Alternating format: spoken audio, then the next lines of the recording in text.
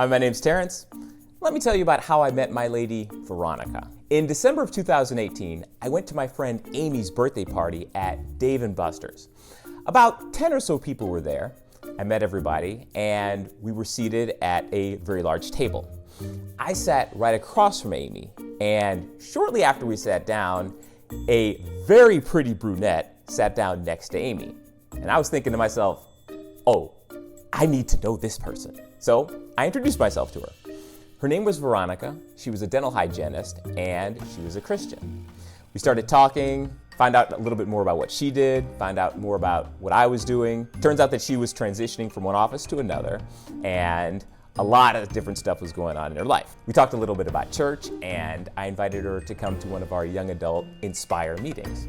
And she thought that that would be kind of cool. Veronica was super attractive, but it seemed like a lot of stuff was going on in her life at the time. One of the things we talked about was the power of clean eating. She saw that I was eating super clean. She looked at it and said, oh, I used to be like that. And I told her, no, you still are, you still are. After we finished the meal, I was thinking to myself, man, do I get her number?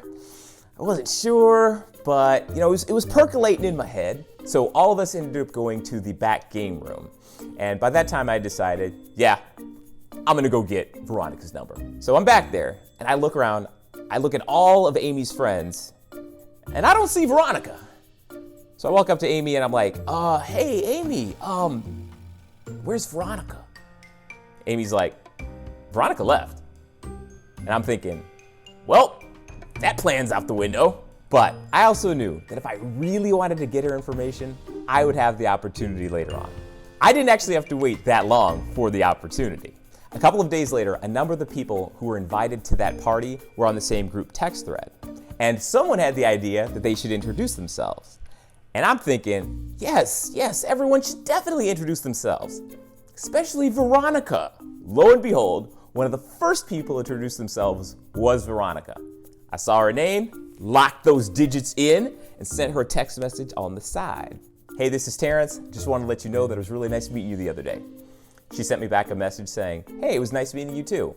Bam! I did in fact have the right number. I didn't ask her out right then because it was getting towards the end of the year. People were really busy at that time, and I was planning to go on a trip pretty soon. In early January, I went on a trip in LA. It was absolutely life-changing. But before I got back, I started to think about Veronica. Now, at first, I wasn't sure if I wanted to go out with her because, again, it seemed like a lot was going on in her life, but the fact that she was unbelievably gorgeous and a Christian, I at least had to give it a shot. Now, I am no stranger to the dating pool, but I can still occasionally get nervous. So, what do I do when I get nervous? I bust out with the power pose. Here's a tip. Power poses increase testosterone and decrease cortisol. So I use power poses when I'm about to do something that might make me nervous, such as asking out a hot girl who may or may not remember me. I called Veronica and it went to voicemail. But I bust out with a smile because people can hear a smile in your voice, let her know my name and said, hey, let's get together. A little bit later, she texted me back saying she wasn't available, but thanks you for the offer. Hey, no problem. I am not concerned by this. Why? 1, I'm very confident. 2, 1 no, not a big deal. Later on in the week, I ended up texting her something encouraging. She responded, thank you. The next week, I asked her out again, and she said again that she was not available. I said, no problem, and proceeded to text her some more positive things. The next week, I reached out to her again, said, let's get together.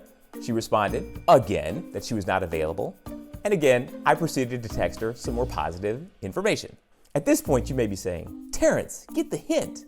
But you would be wrong.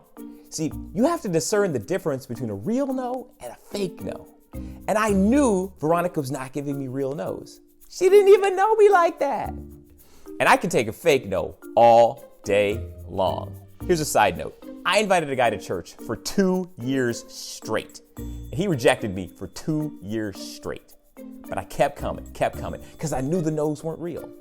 After 2 years, he came to me, said he wanted to go to church. He brought him, his wife, his kid. Now it's going to church faithfully and serving the Lord. Gotta go past the fake no's, but use wisdom. No stalker. The next week, I got a text from Veronica asking me what I was up to. I let her know that I was going out, having fun, and that I only date beautiful, loving, healthy Christian women. She responded, "That sounds like me." I said, "Yes, it does." The next day, I got another text from her. Here was the conversation that we had. Veronica, I think I want to take you up on your offer. Terrence, what offer? Veronica, what offers are available? Terrence, all of them. Veronica, then I want to take all of them. I then responded, "Okay, I'll call you tomorrow." The next day, I gave her a call, went to voicemail, left a message. Later on that night, she texted me back and said, "Hey, are you able to talk tonight?" I say, "Sure." We got on the phone and we talked for about 40 minutes. It was an interesting conversation because it was a little bit antagonistic. Dang, girl. At one point, she made reference to something that I told her that would help her out, and I'd forgotten that I told her that. And she said, "Oh, I guess you tell everybody stuff like that." And I said, "No. The fact of the matter is I coach a lot of people, and I've been coaching people for a long time, and I don't remember everything that I say. I didn't remember that I told her that particular thing, but it definitely was tailored to her." Went to bed. The next morning, I woke up, and I was actually a little bit bothered by this, because the reality was I really did pour out things that I thought would be useful to her. But again, I coach a lot of people, so I really didn't remember that specific thing. I texted her in the morning and apologized. "Hey, listen, apologize if it made it seem like I wasn't being sincere, but I really, really was." She texted me back, apologizing for what she had said during the conversation. We texted back and forth for a while. We got on the phone, and we ended up talking for about 4 hours. So during that time frame, she let me know that she was available for Valentine's Day, and that if I didn't set something up, she would, in fact, have a date on Valentine's Day. I set something up. A couple of days later, I pull up to her house. She was wearing a super cute top with gorgeous form-fitting jeans. Took her out to the car, opened the door like a gentleman, closed it. We drive off, put on some music, and then she cranks the music up and starts rocking out. And I'm like, okay, girl knows how to have fun. We got to the sushi place and it was packed. Even though we had reservations, we had to wait. We chose to sit at the bar, have a drink. They later seated us at our table.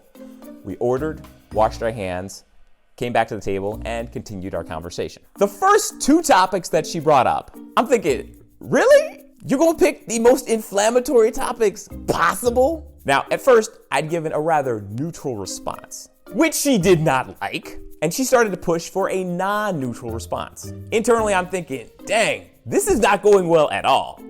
So at that point, I'm just like, you know what, bump this. And I just start telling her exactly how I feel.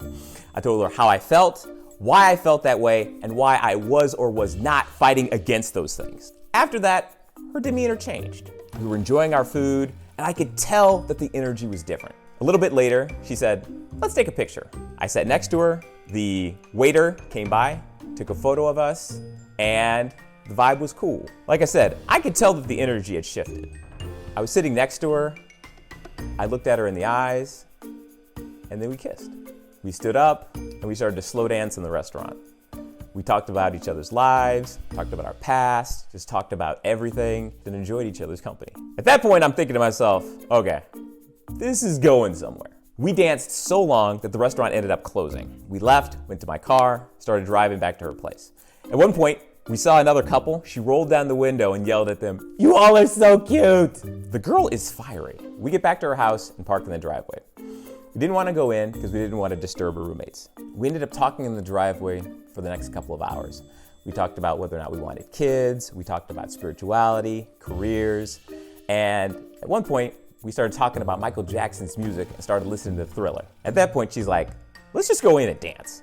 So we go into her house in the living room and start dancing to Michael Jackson. And she's like, listen, it's late, you gotta go. And I'm like, you're right.